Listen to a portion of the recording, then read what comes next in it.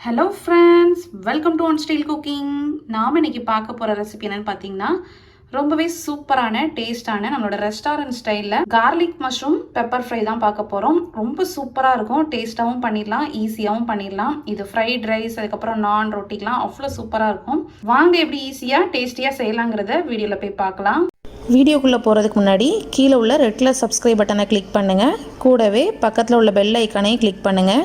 அப்போ தான் நான் போடுற வீடியோ எல்லாமே உடனுக்குடன் உங்களுக்கு தெரிய வரும். வாங்க இப்போ வீடியோக்குள்ளே போகலாம்.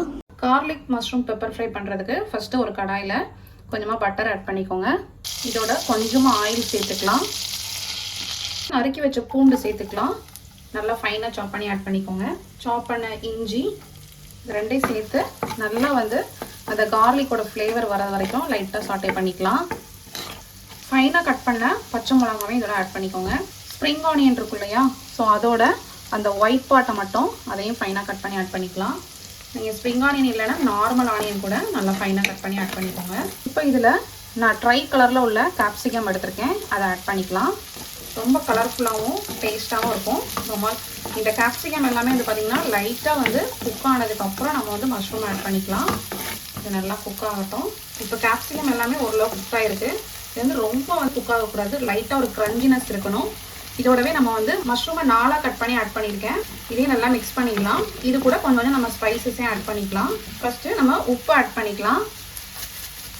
உப்பு ஆட் பண்ணதும் பார்த்தீங்கன்னா நமக்கு மஷ்ரூமில் உள்ள தண்ணியெலாம் நல்லா வெளியே வரும். இதோட 1/2 டீஸ்பூன் போல் ரெட் சில்லி பவுடர், இது ரெண்டையும் சேர்த்து நல்லா மிக்ஸ் பண்ணிக்கோங்க.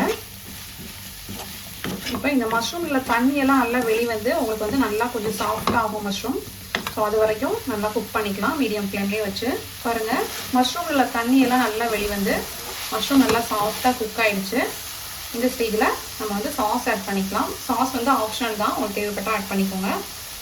கொஞ்சமாக சோயா சாஸ், இதோட கொஞ்சம் கெச்சப் ஆட் பண்ணிக்கிறேன். கொஞ்சம் ஸ்ப்ரிங் ஆனியன் தூவிக்கலாம், அந்த க்ரீன் பார்ட்டு. ஃபைனலாக நம்மளோட பெப்பர் ஆட் பண்ணிக்கலாம். பெப்பர் உங்களுக்கு காரத்துக்கு எவ்வளோ வேணுமோ அந்த மாதிரி ஆட் பண்ணிக்கோங்க. இப்போ இதெல்லாம் சேர்த்து நல்லா ஒன்றா மிக்ஸ் பண்ணி விடுங்க. இந்த மஷ்ரூம் ஃப்ரை பார்த்தீங்கன்னா உங்களுக்கு ஃப்ரைட் ரைஸ்க்கு, கீ ரைஸ்க்கு, அதுக்கப்புறம் ஜீரா ரைஸ்லாம் அவ்வளோ சூப்பராக இருக்கும். நீங்கள் நான் ரொட்டி கூட தொட்டு சாப்பிட்லாம். அவ்வளோதாங்க, சூப்பராக ரெடி ஆயிடுச்சு. இப்போ நம்ம இதை ஆஃப் பண்ணிடலாம். ரொம்பவே சூப்பராக நம்மளோட garlic mushroom pepper fry ready ஆயிடுச்சு. கண்டிப்பாக நீங்களும் இந்த ரெசிபி வீட்டில் ட்ரை பண்ணி பாருங்கள். இந்த ரெசிபி செஞ்சு பார்த்துட்டு கண்டிப்பாக உங்களோட ஃபீட்பேக் அண்ட் கமெண்ட்ஸையும் கமெண்ட் பாக்ஸில் தெரிவிங்க. நெக்ஸ்ட் ஒரு சூப்பரான இன்ட்ரெஸ்டிங்கான ஒரு ரெசிபியோட மீட் பண்ணுறேன். தேங்க்யூ, பாய்.